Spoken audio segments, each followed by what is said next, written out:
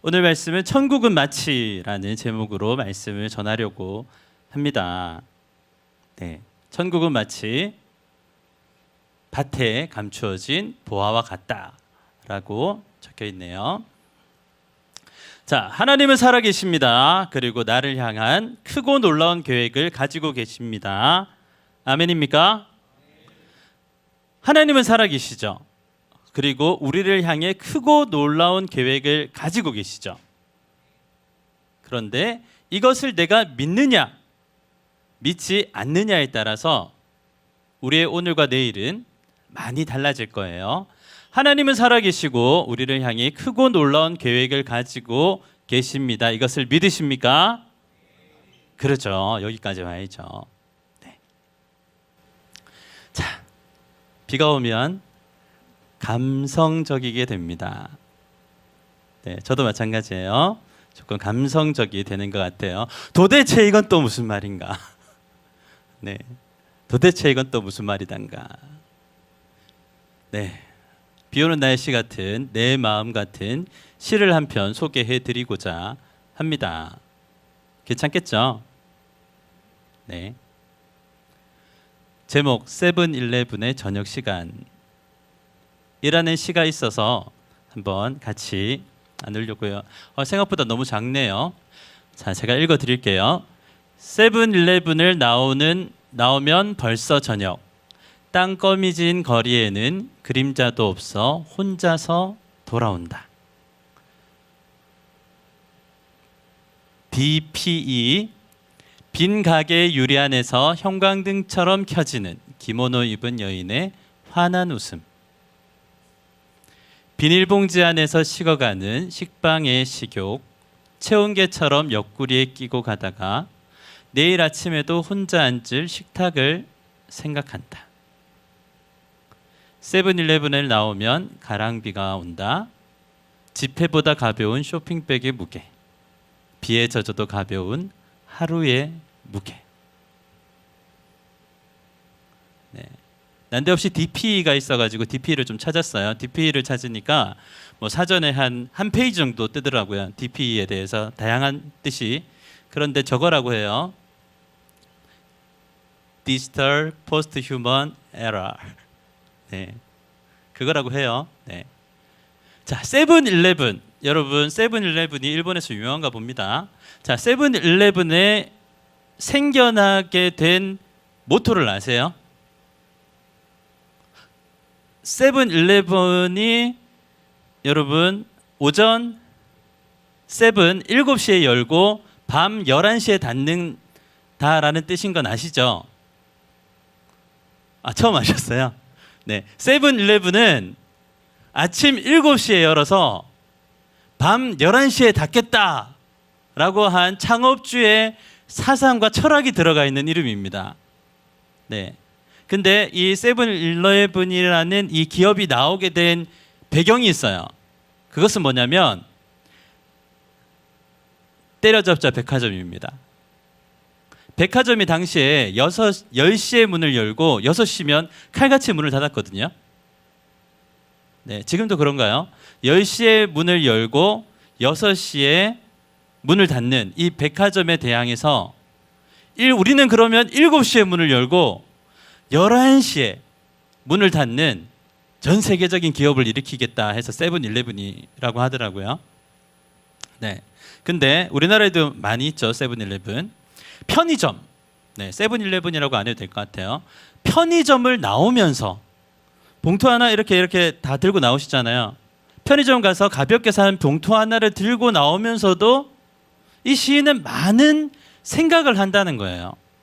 여러분 보시면 저녁을 보며 쓸쓸한 거리를 생각하며 쓸쓸한 인생을 노래하는 거죠. 네, 디지털 포스트 휴먼 에라, 초인간의 한계를 재정의하는 이 초인간 시대에 기모노를 입은 전통적인 복장을 입은 한 여인의 환한 웃음이 나에게 주는 의미에 대해서 또 생각해 보게 되죠. 세 번째 단락, 네 번째 단락이 저는 압권인 것 같아요. 비닐봉지 안에서 식어가는 식빵의 식욕. 많이 먹고 싶어서 큰 식빵을 사는데 그것도 식으면 맛이 없잖아요. 이런 깊이. 체온계차로 옆구리에 끼고 가다가 내일 아침에도 혼자 앉을 식탁을 생각한다. 세븐일레븐 나오면 가랑비가 온다. 오늘처럼 비가 온다. 비가 오는 날이었던가 봐요. 그러면서 지폐보다 가벼운 쇼핑백의 무게. 편의점이 그런 것 아닙니까? 샀는데 가벼워요. 비에 젖어도 가벼운 하루의 무게. 마지막 문장이 계속 보게 만들었어요. 비에 젖어도 가벼운 하루의 무게. 야, 어떻게, 나도 편의점에 갔었거든요. 저도 이번 주에 편의점에 갔어요. 그리고 달랑달랑 들고 사면서 뭐 빨리 가서 먹어야지 그 생각만 했는데, 이분은 참 많은 것들을 생각하는구나. 언제나처럼 여기서 끝나면 안 되죠. 네, 저분이 편의점을 나오면서 수만 가지 생각을 했다면, 이 시대에 사상가가 많은 생각을 했다면 제 소원은 단순해요. 편의점을 나서는 길에서도 많은 생각을 하는 법인데, 생각이라는 것을, 주님이 주신 여러 가지 재능 중에 생각이라는 것을 사용하는 법인데, 나는 오늘 저녁에 예수님에 대해서 한 번 더 생각해 보려 합니다. 우리 예수시대 청년부가 작은 일을 통해서 한 번 더 예수님을 생각하면 소원이 없겠습니다.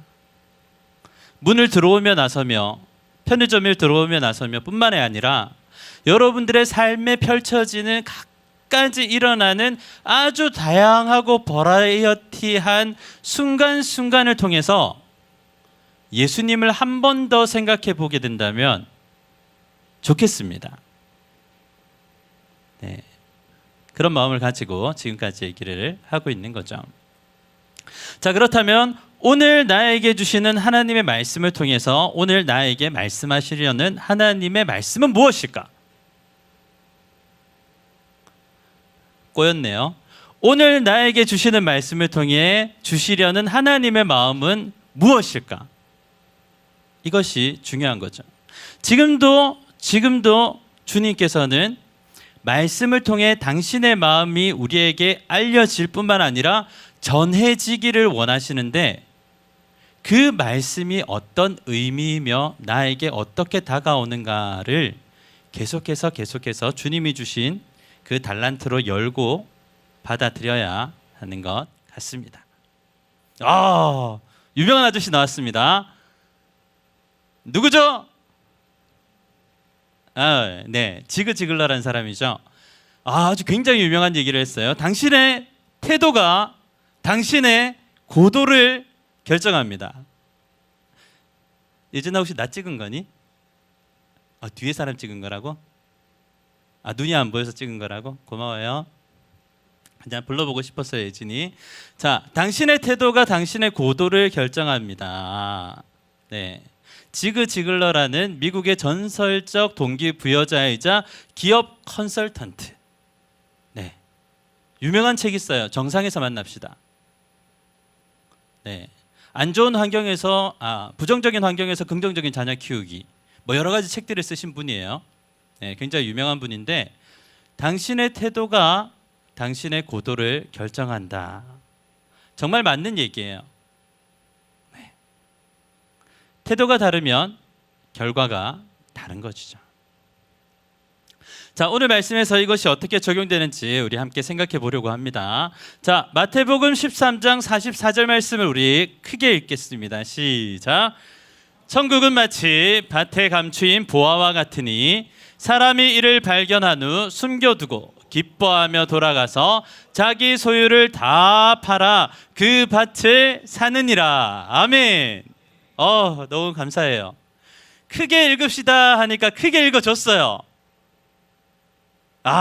너무너무 사랑합니다. 예. 태도가 고도를 결정한다. 네. 천국은 마치 밭에 감추인 보화와 같다. 사람이 이를 발견한 후 숨겨두고 기뻐하며 돌아갔다. 자기의 소유를 다 팔아 그 밭을 샀다. 자, 이 짧은 말씀은, 한 절 말씀은 세 부분으로 나눠볼 수 있을 것 같아요. 천국은 마치 밭에 감추인 보화다. 둘째, 사람이 이를 발견한 후 숨겨두고. 셋째, 기뻐하며 돌아가서 자기의 소유를 다 팔아서 그 밭을 샀다. 굳이 첫째, 둘째, 셋째로 나누어 보았습니다. 첫째, 둘째, 셋째로 나눈 데는 이유가 있겠죠. 자, 내가 생각하기에 나는 첫 번째가 제일 중요할 것 같아요. 두 번째가 제일 중요할 것 같아요. 세 번째가 제일 중요할 것 같아요.를 해볼 거예요. 자, 맞고 틀리는 거 없어요. 여러분들이 다 맞아요. 자, 첫 번째, 천국은 마치 밭에 감추인 보화가 같다가 제일 중요할 것 같다라고 생각하시는 분 손 들어 보시겠어요? 네, 좋아요. 네, 좋아요. 네, 우리 강훈 형제, 민영 형제는 이렇게 생각하고, 네, 그 우산은 든 거 아니죠? 오케이. 재홍 형제도 그렇다. 자, 두 번째, 사람이 이를 발견한 후에 숨겨두었다가 중요할 것 같다. 자, 손. 이번은 없어. 다현 형제 역시. 네, 좋아요. 자, 세 번째, 기뻐하며 돌아가 자기의 소유를 다 팔아 그 밭을 샀다. 자, 세 번째가 다수네요. 네, 세 번째가 다수군요. 그렇죠. 다 중요해요. 다 중요한데, 자, 첫 번째부터 보도록 하겠습니다. 첫 번째, 천국은 가로하고 마치 밭에 감추인 가로 닫고 보화와 같다. 그러면 천국은 보화라는 얘기죠. 하나님의 나라는 보물이라는 뜻이에요. 보물은 이 세상에 가장 가치 있는 것, 가장 가치 있는 것을 이야기를 하는데, 하나님의 나라는 이 세상에서 가장 가치 있는 것이다라는 비유적 표현이죠. 이건 먼저. 자, 예수님께서 이 땅에 오셔서 하신 말씀이 중요하다고 말씀을 드렸죠. 하나님이신 그분이 온 천지 만물을 다 지으시고 섭리하시는 그분이 괜히 시간이 나서 심심한데 인간 나라 가볼까? 이게 아니라 정말 죽으시고 구원하시고 같이 사시려고 이 땅까지 오셔서까지, 네, 그 모든 것을 감행하시고 시행하시고 이루시면서까지 이 땅에 오셔서 33년 딱 계셨는데, 그 중에 사역한 시간은 3년 반. 그 중에서 하신 말씀 하나하나가 매우 중요한데, 그 중에 대부분이, 예수님께서 하신 말씀의 대부분이 비유라는 것으로 되어 있습니다. 패러블.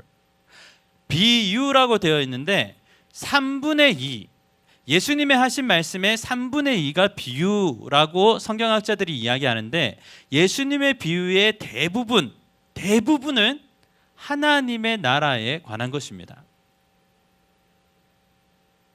그래서 예수님께서 비유로 말씀하시거늘이라고 성경에 나오면, 이 비유도 하나님의 나라에 관한 것이겠구나라고 생각하면 되는 것입니다.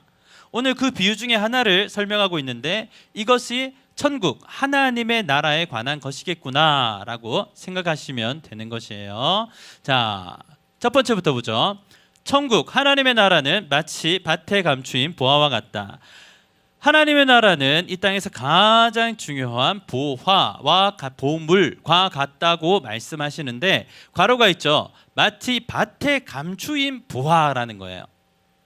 보화는 보화인데 밭에 감추어져 있는 보화다라는 게 힌트가 되는 것이죠. 여러분, 단순하게 생각해 보죠. 밭에 감추인 보화가 보이나요? 안 보여요. 그냥 보기에는 그냥 밭, 여러 가지 중에 그냥 수많은 밭 중에 하나 일 뿐이에요. 늘 보았고 오늘도 보고 있는 일상적인 어떤 것일 수도 있습니다. 자, 둘째, 사람이 이를 발견한 후에 숨겨두고. 사람이 이를 발견한 후에 숨겨두고. 태도를 얘기하죠. 사람이 이를 발견한 후에 반응, 태도를 이야기를 하는 것입니다. 여러분, 천국이 보화와 같고 밭에 감추어져 있는 보화와 같아도 이를 발견하고 발견한 사람의 행동, 반응, 태도가 어떠하냐에 따라서 결과가 완전히 달라진다는 것도 우리는 알 수가 있는 대목이에요. 밭에 보화를 발견했는데 보화를 발견했네 하고 그냥 묻어두고 평소대로 살 수도 있어요. 그러겠죠. 아니면 이 밭에 숨겨진 보화를 발견하고 와 횡재했다 횡재했다 소리를 쳐서 동네 사람들이 다 듣게 할 수도 있는 거예요. 그러겠죠. 또 어떤 행동들이 있을 수 있을까요? 묻어두고 제일 친한 친구한테 전화를 하는 거예요. 나에게 좋은 일이 있었어. 맞춰봐. 계속 뭔데 물어보면 내가 오늘 어떤 밭에서 보화를 찾았거든. 뭐 이렇게 얘기할 수도 있는 것이죠. 반응. 각기 다른 그 반응들 말이에요. 각기 다른 그 반응들. 셋째, 기뻐하며 돌아가 자기의 소유를 다 팔아 그 밭을 샀다라는 이야기를 하고 있어요. 여러분, 이 이야기 어떻게 보면 단순하고 어떻게 보면 횡재라고 느껴지는 이 이야기를 중요한 것은 예수님께서 모든 대가를 지불하고 오셔서 제자들에게, 사람들에게, 우리들에게 하신 말씀이라는 것이죠. 모든 대가를 다 지불하시며 하늘 영광 포기하고 이 땅에 오시면서까지 사랑하는 사람들을 위해 주고 싶은 말씀을 쉽게 비유로 가르쳐 주시고 계시다는 것 이라는 것이죠. 자, 좀 더 나가 볼까요? 자, 반응, 태도에 대해서 얘기하고 있습니다. 빛이 어둠에 비치되 어둠이 깨닫지 못하더라. 예수님이 이 땅에 참 빛으로 오셨는데 자기 백성들이 예수님을 영접하지 아니하였다는 것을 빛이 어두움에 비치되 어둠이 깨닫지 못하더라라고 곁에서 지켜본 요한은 이렇게 증거합니다. 그렇죠. 우리에게 적용해 보면 예수님의 이 말씀이 우리에게 들려졌는데, 예수님의 이 말씀이 생명의 말씀이 우리에게 들려졌는데 빛이 어두움에 비쳤는데 여전히 어두움 속에 거하려고 하는 것들을 말해주는 거예요. 주님의 말씀이 내 가슴을 때리는데, 주님의 말씀이 내 인생을 바꾸시겠다고 내 가슴의 문을 노크하시는데 그 문을 꼭 닫고 있는 것 말이에요. 그것에 대해서 이야기를 하시는 것이죠. 표현이 잘못됐어요. 세 부분 다 중요한데 오늘은 세 번째에 대해서 얘기를 하려고 하는 겁니다. 첫 번째도 중요하고 두 번째도 중요하고 세 번째도 중요한데 세 번째에 대해서 오늘 이야기를 하려고 하는 거예요. 기뻐하며 돌아가 자기의 소유를 다 팔아 그 밭을 샀다. 제가 이 부분에 대해서 이야기를 하려고 하는 이유는, 자 보세요. 천국은 마치 밭에 감추인 보화와 같다는 것은 비밀이었어요. 예수님께서 해주신 말씀이 비밀이었어요. 근데 2000년이 지나 성경을 접하는 모든 사람들에게는 이것이 다 알려진 정보가 되는 것이죠. 하나님의 나라는 보화와 같은데 밭에 감추인 보화와 같다는 건 말씀으로 우리에게 주어져서 성경을 읽고 이 구절을 아는 사람은 다 아는 정보가 되어 있어요. 자, 두 번째, 사람이 이를 발견한 후 숨겨두고, 자기의 밭은 아니었어요. 그 당시에 밭을 가지고 있는 사람은 없었으니까, 얼마 없었으니까. 그러니까 사람이 이를 발견한 후에 숨겨두고, 세 번째는 기뻐하며 돌아가 자기의 소유를 다 팔아서 그 밭을 샀다. 만약에 이 일이 나의 삶에 일어난 일이라고 생각해 볼 때 여러분은 세 번째 할 수 있겠습니까?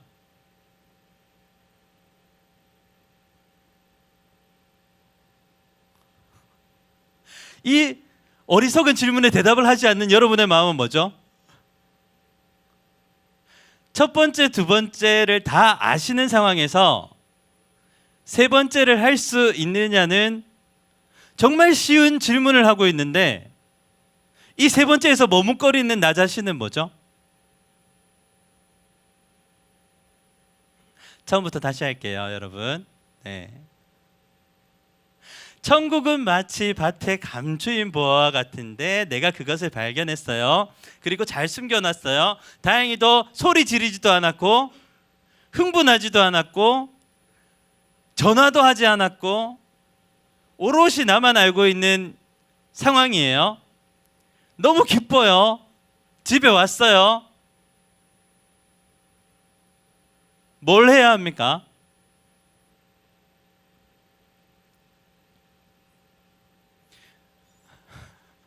사야죠. 너무 쉬워서 대답을 안 하시는 건가요? 한 번만 해줄래요? 사야 합니다. 시작. 여기 안 한다. 자, 다시 할게요. 사야 합니다. 시작. 사야 합니다. 사야 합니다. 제발 사세요. 그리고 나에게 좀 나눠주세요. 예수님의 말씀이 보화라고 하는 것들에 대해서 알려졌고 그것이 검증이 되었으면 나에게 주어졌으면 그것에 대해서 사세요. 내 소유를 이 찬양 있죠? 집 팔고 땅 팔고 냉장고 팔아 기어이 그 밭을 사고 말 거야. 약간 음치인 걸 또 들켰네요. 집 팔고 논 팔고 냉장고 팔아 기어이 그 밭을 사고 말 거야. 네. 하나님의 나라는 그렇게 사야 하는 것이에요. 하나님의 나라는 그렇게 사야 하는 것이라고 예수님께서 우리에게 말씀하셨다고요. 예수님께서 첫 번째 천국은 어떤 곳인지 가르쳐 주시고, 두 번째 사람들의 반응에 대해서 이야기하시고, 세 번째는 천국은 사야 하는 것이다 라고 말씀해 주신 거예요. 그러면 그러면 그 밭 샀네? 보화 다 나에게로 가져와. 아니잖아요. 그 보화를 오롯이 누리는 사람은 누구입니까? 그 밭을 산 사람이에요. 그 밭을 산 나라고요. 그러면 이 말씀은 천국과 세상의 보화와 같은 이 천국을 너희가 사서 너희가 누리기 위해서 주시는 말씀인 거죠. 하나님은 온 세상의 주인인데 보화가 왜 필요해요? 그 보화는 대가를 지불하고 그 밭을 산 사람에게 필요한 거지.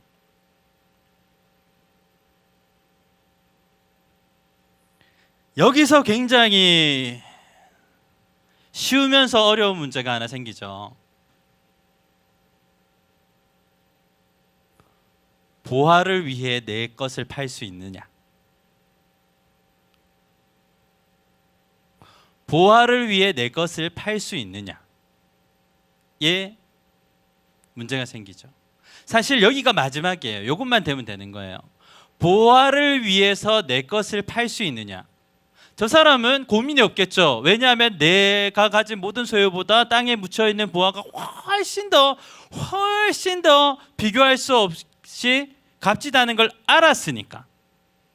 그런 확신 가운데 있었으니까 자기의 소유를 기뻐하며 팔 수 있었던 것이고, 그렇죠? 그것이 아니라 불확실한 어떤 것을 위해서는 나의 조금도 요만큼도 팔 수가 없겠죠. 여러분, 이 말씀을 내 기준에서 살펴보면 좋은 일이네. 그런 일이 있을 수 있겠네. 거기서 조금 더 나가면 나에게 이런 일이 생길까? 예수님의 관점에서 보면 천국은 이런 곳이니까 반드시 사야 돼 라고 말씀하시는 것과는 아주 극명한 차이가 있는 것이죠. 아주 극명한 차이가 있을 수밖에 없는 것이죠. 차이는 그분은 다 아시고 말씀하시고 우리는 다 모르고 그 말씀을 듣는다는 데 있을 뿐입니다. 그래서 말씀이 주어질 때 순종하면 역사가 일어난다는 말이 그런 말이에요. 네. 세례 요한의 때부터 지금까지 천국은 침노를 당한다라고 표현하고 있습니다. 자, 세례 요한으로부터 지금까지 하나님의 나라는 침노, 힘에 의해서 빼앗김을 당한다라고 말하고 있습니다. 천국은 침노하는 자의 것이다. 천국은 쟁취하는 자의 것이다. 라고 이야기를 하고 있는 것이죠. 어쩌면 예수님께서 모든 것을 다 아시는 예수님께서 하나님의 나라는 사야 해, 사라고 이야기하는 것처럼 말입니다. 오늘 내 삶에 허락하신 작은 일들을 통해 예수님을 만나는 건 너무너무 중요한 것입니다. 왜냐하면 이렇게 작은 일을 통해서 예수님을 알아갈 때 정말 인생의 큰일 가운데서도 예수님을 알아갈 수 있기 때문이죠. 평소에 예수님을 아는 훈련을 해놔야 되는 것이죠. 말씀 앞에서 순종하면 그때부터 놀라운 역사가 일어나는 것입니다. 눈치채셨을 것이라고 생각합니다.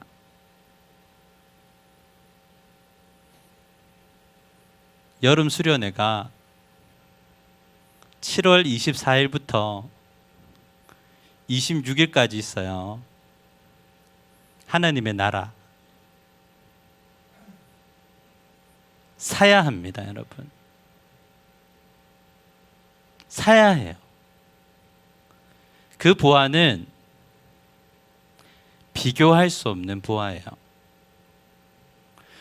특별한 곳에는 특별한 은혜를 주시는 거예요. 여러분, 항상 내 관점에서 다들 고개를 숙이고 계신가? 내 관점에서 보다가 한 번쯤 주님의 관점에서 보는 것이 중요하고, 내 관점에서 보는 것은 언제나 역사를 갈망할 뿐인데 주님의 눈에서 보여지는 것은 언제나 역사를 일으키시는 거예요. 하나님께서 우리를 위해 특별한 은혜의 자리, 특별한 은혜의 자리를 예비하셨다면 그곳에 주시는 은혜를 예비해 두시고 우리를 부르시고 초청하시는 거란 말이에요. 그것은 우리가 어떻게 준비하고 말고의 차원이 아니에요. 이미 그분이 정해 놓으신 그 자리, 그 자리에 나오는 것이 중요한 것이죠. 아멘입니까? 7월 24일, 25일, 26일 저녁, 아침, 정말 짧은 시간에 하나님이 어떤 은혜를 예비하시고 우리를 부르실지 정말 기대가 됩니다. 여러분 기대하십니까? 태도가 고도를 결정한다. 여러분들의 수련회를 대하는 태도와 기도의 태도가 은혜의 고도를 결정하는 법인 거예요. 네. 저는 여러분들이 청년, 인생의 가장 아름다운 이 시기에 가장 아름다운 예수님을 만났으면 좋겠어요. 가장 아름다운 예수님을 여러분도 가장 아름다운 때에 만났으면 좋겠습니다.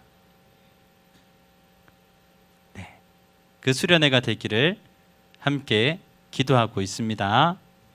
그렇게 여러분들 이제 수련회로 이제 모두가 바뀌었죠. 그래서 수련회를 위해서 기도해 주시고, 여러분 마음이 없는 것이 문제예요.